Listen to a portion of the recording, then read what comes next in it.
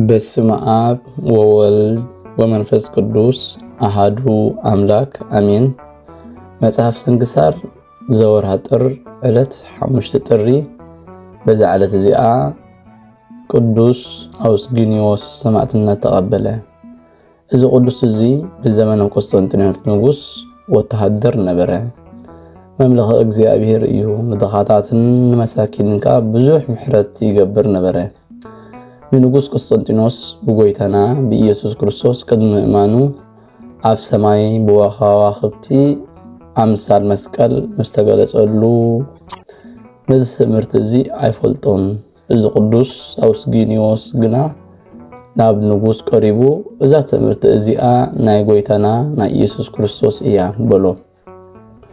ኣብቲ ሰራዊት ንጉስ ደፊሩ ስም ጎይታና ኢየሱስ ክርስቶስ ዝጽውዕ ኣይነበረን። ንጉስ ከዓ ንጸላእቱ ብመሕወይ ትምህርተ መስቀል መሳሰነፎም ሓቀኛ ክርስቲያን ኮነ። ናይ ክርስቲያን ቀርኒ ሃይማኖት ከዓ ኣቆመ። እዚ ወተሃደር አውስግኒዮስ ድሕሪ ቆስጠንጢኖስ ድሕሪ ወዱን ክሳብ ዘመነ ሉልያኖስ ክሓዲ ብህይወት ጸንሐ። በቲ እዋን እቲ ወዲ 110 ዓመት ኮነ። ንሱ ኣብታ ኣደባባይ ናይ አንጾኪያ ክዛወር ከሎ ንኽልተ ሰብኡት ክበኣሱ ከለዉ ረኸቦም። ክዓርቆም ደለየ። ንሱ ክቡር ሽማግለ ስለ ዝኾነ ዓረቆም። ኣብ ማእኸሎም ሰላም ገበረ። ሓጎስን ሰላምን ከዓ ገበረሎም። ሓደ ሰብኣይ ናብ ንጉስ ሉልያኖስ ኮይዱ እዚ ቅዱስ አውስግኒዮስ ከምዚ እናበለ ከሰሶ። አውስግኒዮስ ብፍቃዱ ባዕሉ መስፍንን ገዛእን ኮይኑ ኣሎ በሎ። ንጉስ ከዓ ፀዊዑ ኣብ ፍርዲ ኣቆሙ። ኦ አውስግኒዮስ መን እዩ መስፍንን ገዛእን ሸይሙካ በሎ። እዚ ቅዱስ ከዓ ስለምንታይ ግዳ ንስኻ ነቲ ኩሉ ዝሓዘ ነፍስኻ ኣብ ኢዱ ዝኾነ እግዚአብሔር መምላኹ ሓዲግካ ንርኹሳት ጣዖታት ሰገድካ። እቶም ቅድሚኻ ዝነበሩ ነገስታት ዘይሰዓብካዮም በሎ። ኣነስ ከመኻ ወተሃደር እየ ነይረ። ምስ ንጉስ ቆስጠንጢኖስ 20 ዓመት ምስ ወዱ እውን ኣገልጊለ እየ። ካብኣቶም ከመኻ ዝበለ ክፉእ ተግባር ኣይነበረን። ንስኻ ፍሪሃ እግዚአብሔር ገዲፍካ ንርኹሳት ጣዖታት ኣምላኽካ በሎ። ንጉስ ንዝምስ ሰምዐ ኣጸቢቑ ተቆጥዐ። ክሰቕልዎ እሞ ኣብ ጎነታቱ እውን ዝነድድ ሓዊ ክገብርሉ ኣዘዘ። እዚ ኩሉ ድማ ገበርሉ። ንሱ ግና ንኩሉ ምእንቲ ስም ጎይታናን መድሓኒናን ኢየሱስ ክርስቶስ ተጸሚሙ ብትዕግስቲ ይቕበሎ ነበረ። ብምስቃዩ ምስ ደኸመ ርእሱ ብሰይፍ ክቆርጽዎ ኣዘዘ። እቶም ወተሃደራት ንኽቐትልዎ ምስ ወሰድዎ ክሳብ ዝጽሊ ሓንሳብ ክዕገስዎ ለመኖም። ጸሎቱ ምስ ፈጸመ ክብርቲ ርእሱ ቆረጽዋ። ናብ ኩሎም ቅዱሳን ኣህሊል ሰማዕትነት ናይ መንግስተ ሰማያት ተቐበለ። ቅዱስ ጸሎቱ ምሳና ትኹን ንዘለዓለም ዓለም አሜን። ሰላም ለአውስግኒዮስ ለምስጢረ መስቀል ዘተርጎሞ ኣመ ቆስጠንጢኖስ ርእየ ማእተበ ከዋክብት ነዊሞ እንዘ እያሕጸቦ ልህቅና ወርስአኒሁ እያትከሞ 110 ዓመተ መዋዕለ ህይወቱ ፈጺሞ በእንተ ክርስቶስ ተመትረ ወከዓወ ደሞ። ሰላም ናአውስግኒዮስ ንምስጢረ መስቀል ዝተርጎሞ ቆስጠንጢኖስ ምስ ረአየ ምልክት ከዋክብት ደቂሱ ከሎ እርግና ከየጨነቆ ሽምግልና እውን ከየትከሞ 110 ዓመት መዋዕለ ህይወቱ ፈጺሞ ምእንቲ ክርስቶስ ተሰይፈ ከዓወ ድማ ደሞ። በዛ ዕለት እዚኣ ኣባ ማቴዎስ ናይ እስክንድርያ ሊቀ ጳጳሳት ዓረፈ። ንሱ ቁጽሩ ካብቶም 87 ኣበው ሊቃነ ጳጳሳት እዩ።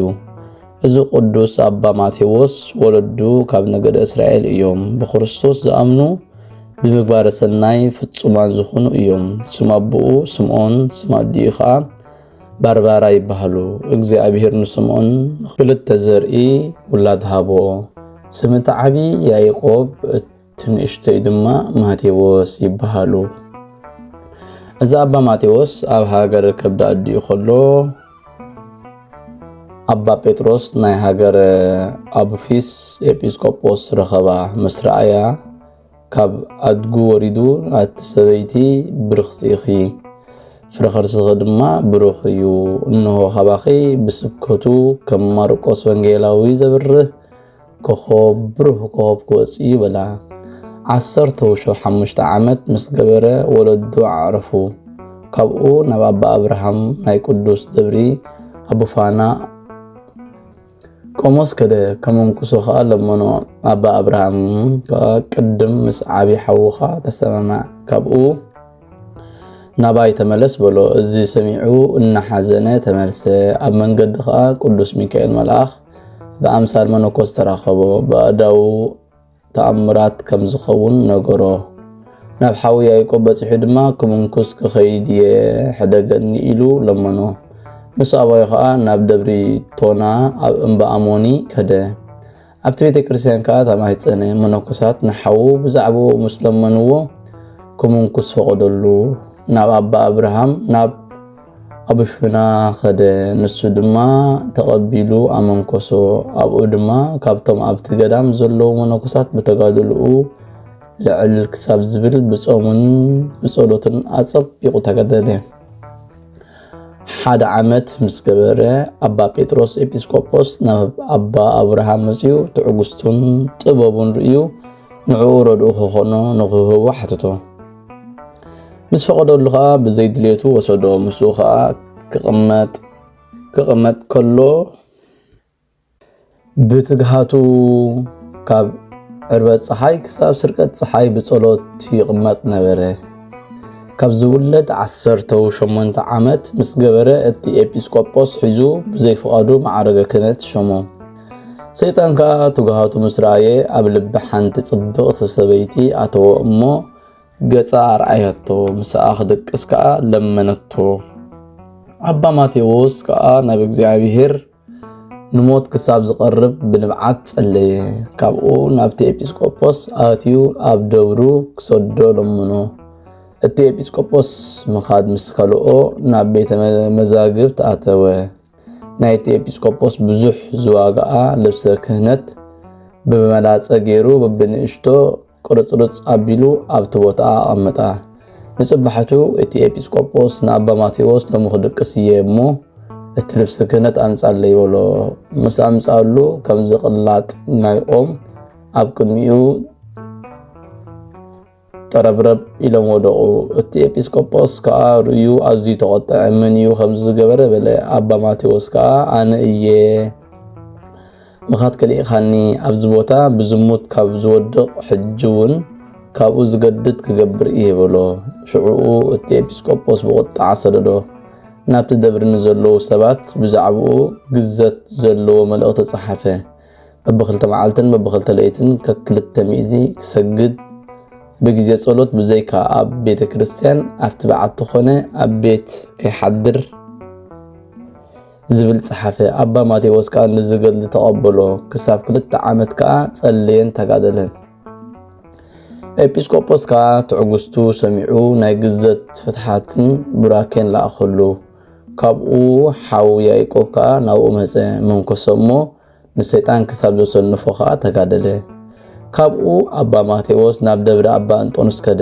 ኣብኡ ብዙሕ እናተጋደለ ተቐመጠ አቡ ያዕቆብ ዘስሙ ጻድቕ መነኮስ ነበረ ብርሃናዊ መልአኽ ናብ አባ ማቴዎስ ከም ዝመጸ ራእየ ሰላም በሎ ወንጌል ኣብ ርእሱ አንበረ ኣብ ኢዱ ከ መፋትሕ ሃቦ አባ ያዕቆብ ካብ ዱቃሱ ምስተበራበረ እዚ ራእይ ንኣባ ማቴዎስ ነገሮ ካብኡ ጀሚሩ ድማ አባ ማቴዎስ ጣፋእ ዝኾነ ውዳሴ ኾንቱ ጸሊኡ ዓዲ ኮለል ይብል ነበረ ሓደ መዓልቲ ኣብ ቅዳሴ ቁርባን ከገልግል ከሎ ንጎይታና መድኃኒናን ኢየሱስ ክርስቶስ ኣብቲ መሰዊኡ ተቐሚጡ ራእዮ በአምሳል ንእሽተይ ህፃን ተመሲሉ ኣብ ጻሕሊ ደቂሱ ራእዮ ኣብ ግዜ ምፍታት ቁርባን እናተደነቀ ኢዱ ዘርጊሑ ነዊሕ ሰዓት ጠጠው ይብል ብዓቢ ፍርሃት ከ ይበክል ነበረ እቲ ዝራእዮ ራእይ ከ ንማንም ኣይነግርን ነበረ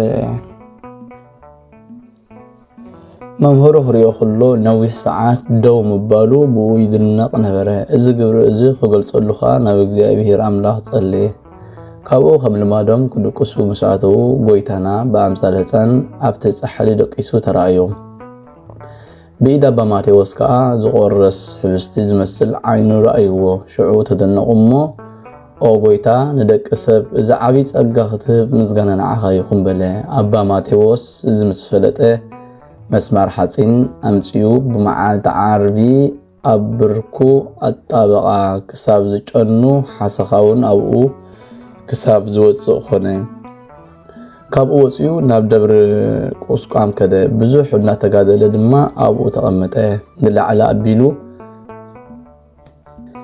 እንተጠመተ ንጎይታና ኣብ የማን ኣቦኡ ተቐሚጡ ይርዮ ንታሕቲ እንተጠመተ ድማ ብዕቤት ክብሩ ኣብ ቃላያት ይርዮ ነበረ ካብኡ ኣባ ገብርኤል ቅድሚኡ ዝነበረ ሊቀ ጳጳሳት ምስ ዓረፈ ብዘይፈቐዱ ሊቀ ጳጳሳት መረፅዎ ኣብ ልዕሊኡ ከዓ ሓላዊ ገበሩ ንጽባሒቱ ንሱ ንሽመት ሊቀ ጳጳስና ይበቅዕ እዩ ዝብል ራእይ ከም ዝረአዩ ነገርዎ ኣባ ማቴዎስ ከዓ ከም ዘይሓድግዎ ምስ ፈለጠ መላፀ በልሕ ኣምፅኡ ብጽምዋ ንመልሓሱ ስሕብ ኣቢሉ ቆረፃ በተለይቲ እቲኣ ድማ እግዝእትነ ማርያም መፅያ ቅብኣ ፈውሲ ቀቢኣ መልሓሱ ከም ናይ ቀደም መለሰትሉ ካብኡ ናብ እስክንድርያ ወሰድዎ በበዓል ፍልሰታ ንእግዝእትነ ማርያም 16 ነሐሴ ሊቀ ጳጳስና ምስ ሸምዎ ካብ ሰማይ ይደልዎ ኣኪዮስ ዝብል ቃል ተሰምዐ ርእሲ ማርቆስ ወንጌላዊ ኣብ ሕቕፉ ከንብሩሉ ምስ ኣምፅእዋ እታ ርእሲ ነፊራ ኣፉስ ዓመት ካብኣ ጀሚሩ ኣብ ግዜ ቁርባን ኣብቲ ኣትራኖስ ሳይተቐመጠን ዓርብን ረቡዕን ናብ ቤቱ ኣያኣቱን ካብ ሰብ እውን ማንም ናብኡ ኣያኣቱን ነበረ ዳዊት ንጉስ ኢትዮጵያ ሓው ንጉስ ኣስፌራ ነጊሱ ከሎ ከም ዝነግስ ተነበየ እዚ ኣቦ ብሰበን ናይ ርእሱ ብምሕዋይ ሕሙማትን ብምትንሳእ ሙታን ብዙሕ ተኣምራት ገበረ ብዘበኑ ኣብ ትሕቲ ስልጣን ንጉስ ምስር ክፉእ መኮንን ተሾመ ቅድሚኡ ዘይነበረ እቲ ሊቀ ጳጳስ ግብሪ ክኸፍሎ ኣገደዶ ምስ ኣበዮ ከዓ ነባ ማቴዎስ ዓብይ ማህረምታ ሃረሞ እቶም ወገናቱ ከዓ ተሸኪሞም ናብ ቤት ወሰድዎ በታ ሰዓት እቲኣ ኣባ ማቴዎስ ንእግዝእትነ ማርያም ካብ ጻዕሪ ዝዓለም ነፍሱ ክትወስድ ለመና ንሳ ከዓ ተገልጸትሉ ኣጆኻ ኣይትሕዘን ድሕሪ 8 መዓልቲ ተዓርፍ ኢኻ ኢላ ተዛረበቶ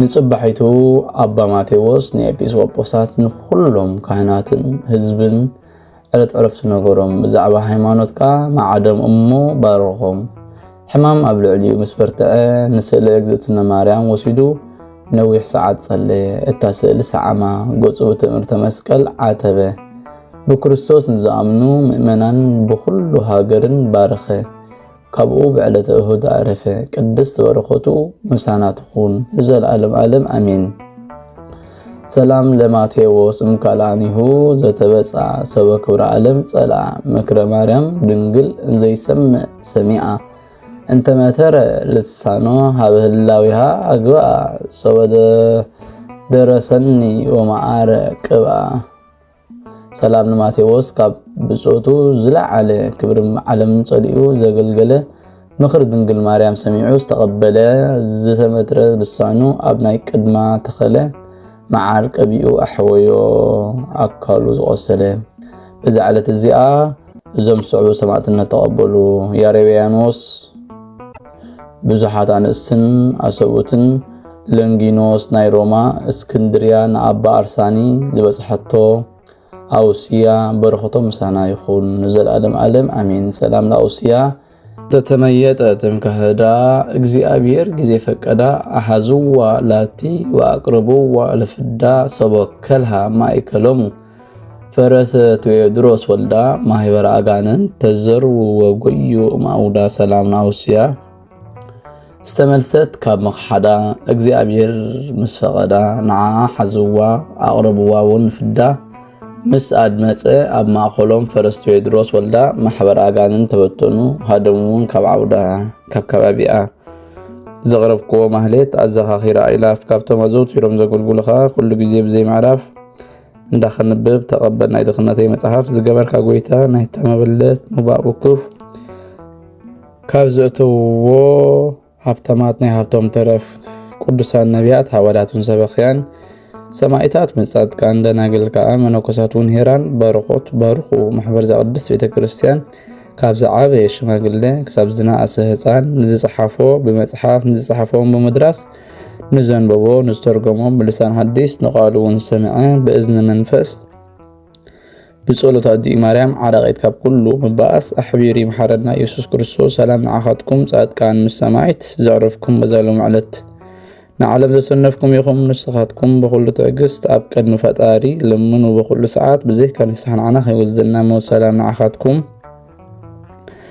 ساعت كان نايز على الزياء كلهم ساعت كان صوبت الأنسن رب أسماتكم قدسان سماين مدرن ما هي برسلاسي نسخكم ما أنت مريم أديو ذكرنا بصورتكم نخطه اللوانا تمهزئنا لنا بنا كريستوس دم